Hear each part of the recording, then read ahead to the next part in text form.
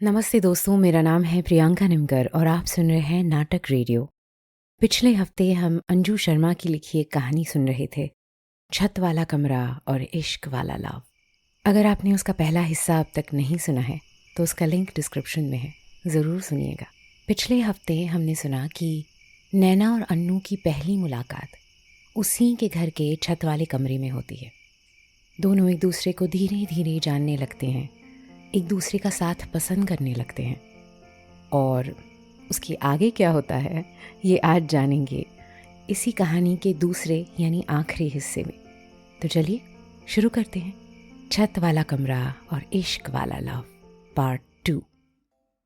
माँ को अन्नू की बदली रंगत का फॉर्मूला मिल गया था। रात का खाना सबने सिंह फैमिली के साथ खाया।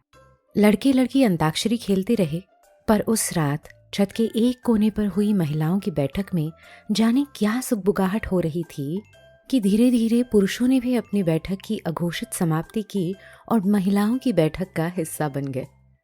अगली सुबह जाते समय अन्नू की माँ ने एक सूट और एक लिफाफा नैना के कमरे में आकर उसे थमाया और सिर पर हाथ रखा तो साथ आई भाभी ने आगे बढ़कर अचरज में पड़ी इनकार करती नैना के हाथों से थाम लिया।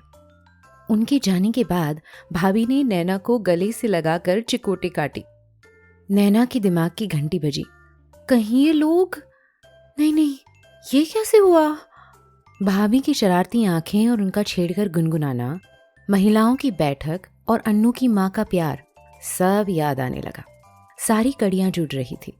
तो क्या अन्नू भी? ओ नहीं, ये नहीं हो सकता। ये कैसे हो सकता है? I mean disgusting. Oh no, हमारे बीच तो कभी कोई ऐसी बात तो। नैना का सिर घूमने लगा। भाभी, ऐसा कुछ नहीं है। उसी मनोदशा में नैना ऑफिस चली गई और पूरा दिन बेचैन रही। ये सच था कि वो अन्नू को पसंद करती थी और शायद अन्नू को भी वो अच्छी लगती थी। उनकी दोस्ती कई खुशगवार पलों की साक्षी रही थी। ये कुछ था जो दोनों को बांधे था। ये बंधन दोस्ती से परे था, अपनेपन का अनोखा एहसास जो दोनों को खुशी देता था, कुछ ऐसा जो अधूरी नैना को पूरा करता था। चुप्पी नैना के शब्दों को बेचैनी से भर देता था। पर क्या ये साथ प्रेम है? क्या नैना की तलाश का रास्ता अन्नू की ओर जाता है?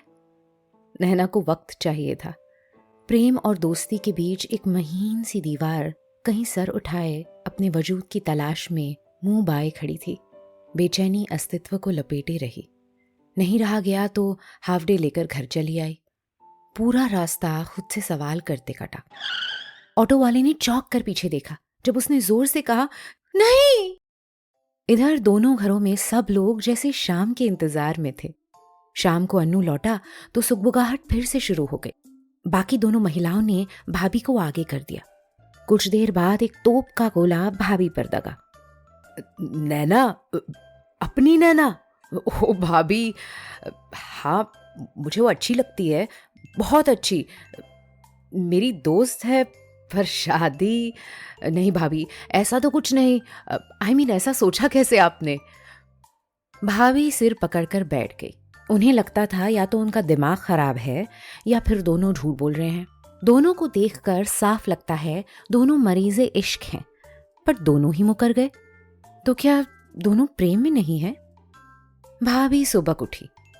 अनु ने जमीन पर पंजों के बल बैठकर भाभी के आंसू पोंछे और कहना शुरू किया, ये ठीक है भाभी कि मैं और नैना एक दूसरे को बेहद पसंद करते हैं।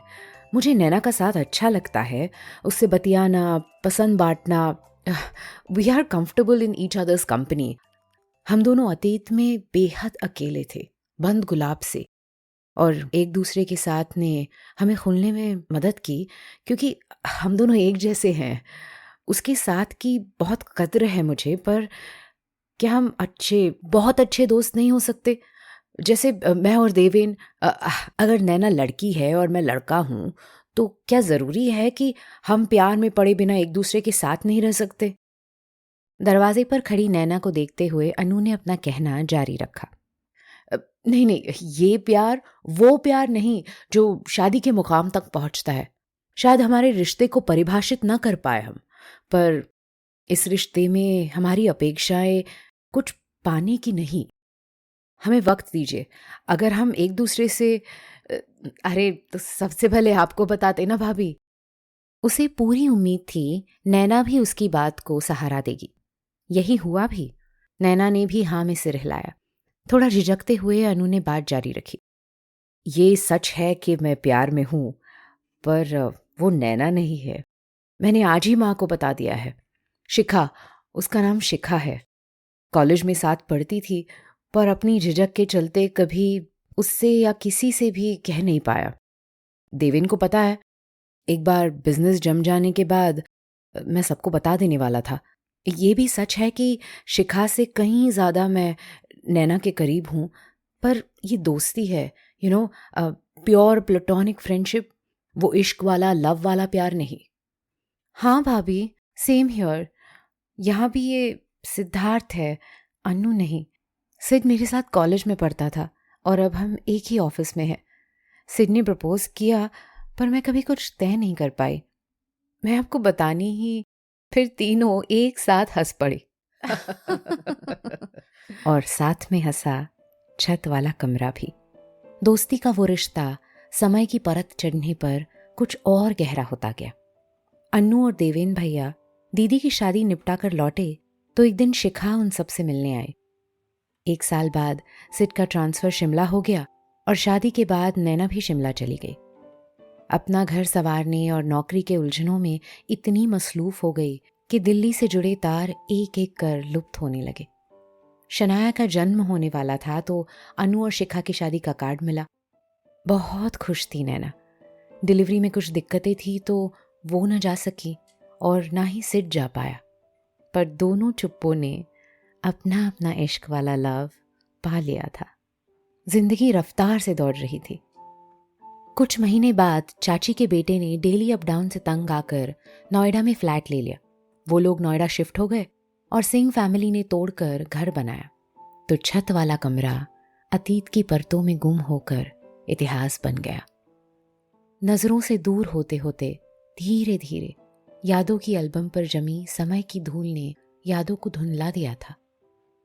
आज फेसबुक पर मिली उस रिक्वेस्ट ने अतीत के उन सुनहरे पलों को सामने लाकर खड़ा कर दिया। आंखें बंद कर नैना ने सांस ली तो लगा इलायची की वो खुशनुमा खुशबू और वो प्यारा सा एहसास ज्यादा दूर नहीं। नैना ने रिक्वेस्ट कंफर्म की और नाम पर क्लिक कर प्रोफाइल पर चली गई। कवर पेज पर अन्नू, शिखा और 2 बच्चों की फैमिली फोटो देख वो मुस्कुरा दी और मैसेज टाइप करने लगी। तो दोस्तों, आज का एपिसोड यहीं ख़त्म होता है। आपको नैना और अन्नू की ये कहानी कैसे लगी ये हमें ज़रूर बताइएगा। फिर मिलेंगे अगले एपिसोड में अगले हफ्ते किसी नई कहानी के साथ। तब तक सुनते रहिए नाटक रेडियो।